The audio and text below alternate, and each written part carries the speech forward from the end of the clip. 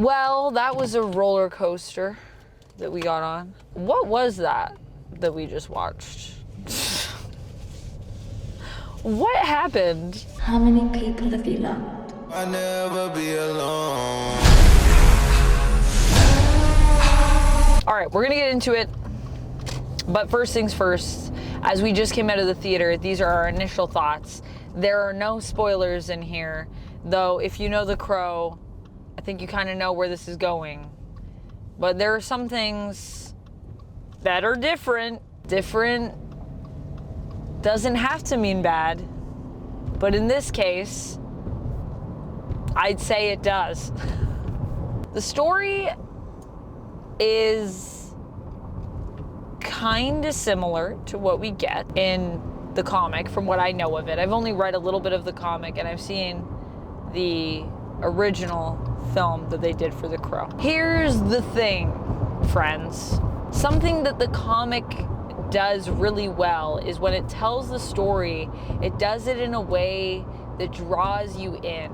The figure of the Crow, the figure of Eric Draven, is this character you just want to understand why he's doing what he's doing. He's so unhinged in a way that just is compelling. And we get that in this, but we don't get it till later on. So although the story has a similar, it's a similar story, obviously. It's still Eric, we still have Shelley, all of the stuff you know happens in a bit of a different way. It's about Eric and Shelley, two people that love each other, and then it's about loss. It's about this feeling of pain that you have when you lose someone that you're close to.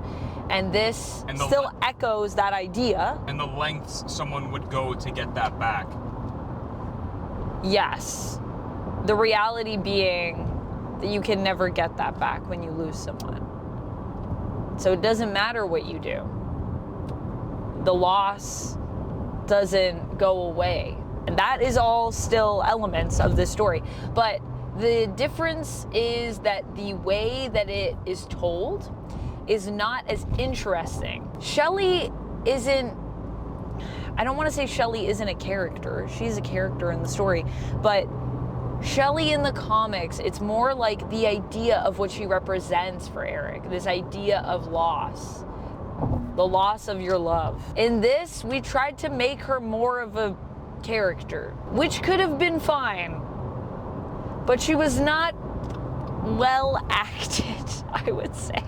I feel like we were robbed a little bit because I feel that Bill Skarsgård as Eric Draven is actually a pretty good cast. And especially when we enter the third act of this movie and they let him off his leash, they let Bill do his thing as Eric. It's very clear to me that I think Bill understood the assignment, but I don't think the film fully understood the concept of what this story is really about. It's more about pain, I feel, than it is about love. It's about loss more than it's about love. And obviously you can't have loss without love, so that's still crucial. But there's not enough of the pain until like the end. There's a lot of physical pain in this as well, and I feel like that was actually a really cool concept.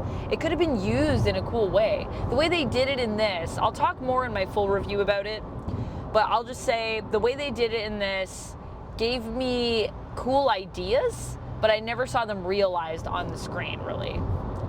Maybe a little bit in the third act, but I still feel like it was like buds. It was like these little seeds that I was like, it's too bad they didn't actually plant anything here. It's too bad that this soil is not fruitful. It can't grow anything because we haven't actually invested. To talk more a little bit about the pain, I mean, I have more things I want to say on that in depth, but just to give you an idea, there's obviously some action scenes in this. The action really ramps up in the third act, and the gore in this goes wild. I mean, honestly, I would say the gore throughout this film is pretty good. Like, I can't believe that this isn't an R film. That's how gory it feels at times. There was a lot of blood used on this set. Buckets, I imagine. But that element of it is really cool, and it also kind of reminded me of this idea of how people say that like when you feel heartbreak, it can actually manifest as physical pain.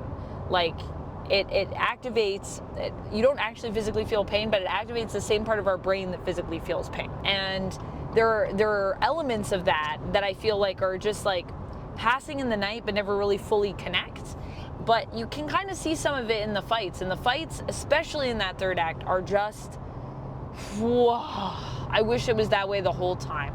Honestly, the stair sequence, I wish that was the entire film. And then intercut with just intersperse these flashbacks. That would be amazing. So while the action is quite good, the gore is quite good, the reality is, it's too bad about that script though.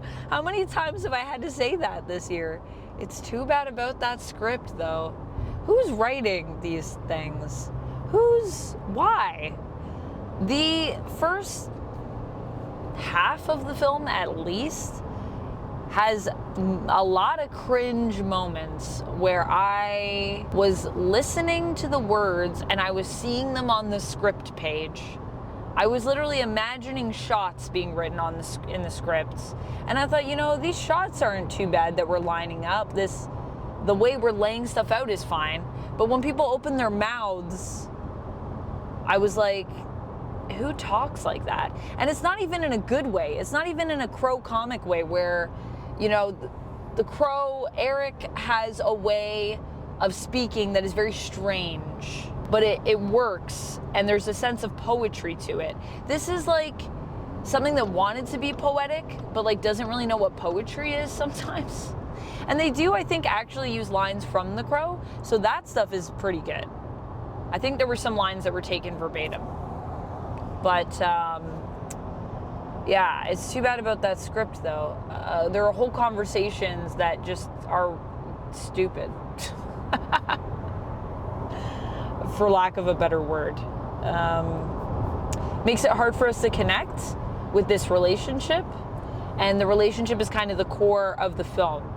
So that's a huge problem. Yeah, I just wish they gave Bill more to do in this film, because I really feel like if they had just trusted him a little bit more, he actually could have carried the movie, even with the scripts. But we tried to make it a piece with other characters, and it really should just be, I think, him on a mission, and that's it. And everything else is just a set piece to give him the emotion that we need to like bring out. Like have these other characters there, but have them more as shapes, as more of ideas of what they represent to Eric, as opposed to trying to make them a thing. It's not their story is the reality. It's not their story, it's Eric's story. So that's kind of where I'm at with it. I think overall I would give this 2 out of 5, and I'll give it a 2 because the action was pretty good, the gore was great, and I do think Bill Skarsgård is good, despite being restrained.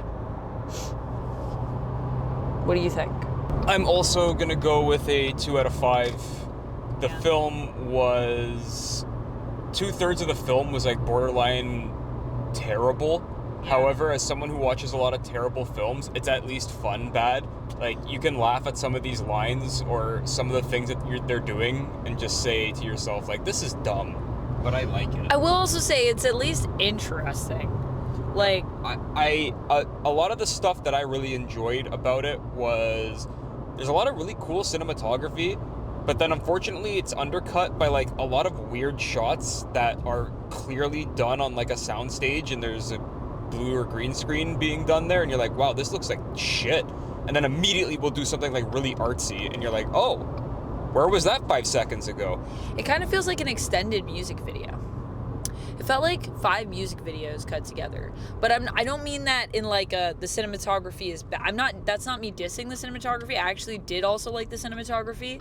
But you know what I mean? Like there's a track that'll just come in, and then we'll get this kind of like sequence. And the sequence itself is pretty good in terms of the camera work. But what we're seeing sometimes and how it's laid out is kind of odd. And you're like, am I in a music video or a film? But I will say this, the final third of the film, like the third act, you could watch that by itself as a short film and completely understand everything about this movie. You don't need the first 2/3 of the film. You could just watch that and be fine. Yeah, I would agree with that. I think more of that is what we needed, ultimately. All right, well, that's it.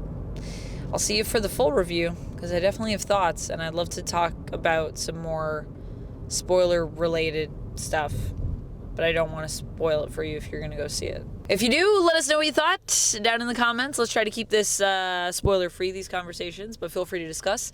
And as always, friends, I'll see you next time, and until then, stay nerdy. Bye!